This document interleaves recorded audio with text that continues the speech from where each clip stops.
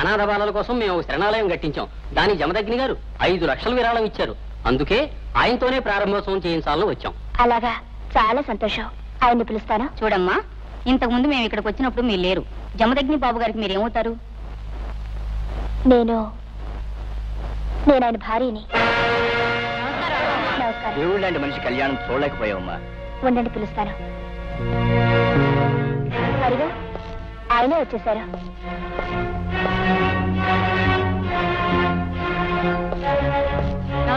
నమస్కారం. మీ అనాథ శరణాలయం ప్రారంభోత్సవానికి నేను వస్తున్నాను. వెళ్ళండి. చాలా సంతోషం బాబు గారు. బాబు గారు, వచ్చేటప్పుడు మీ ఆవిడని కూడా తీసుకురండి. ఏం చూసుకుని వస్తాం, మీరు వెళ్ళండి. వస్తాను బాబు గారు. విజయ,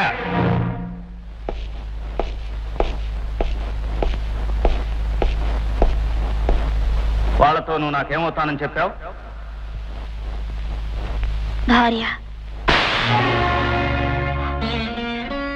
మనిషిని మనిషి కొట్టడానికి చట్టం ఒప్పుకోకపోయినా భార్యను భర్త శిక్షించడం సంఘంలో ఆచారం అయిపోయింది.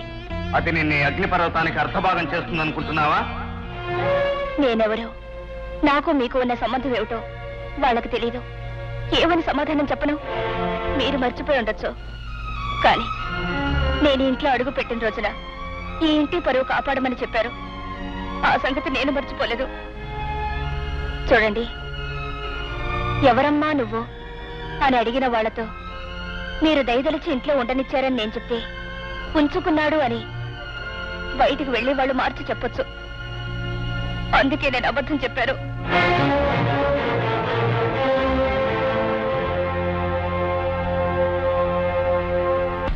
వాన వెల్లువాయి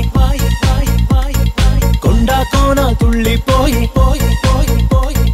చెలియ చూపులే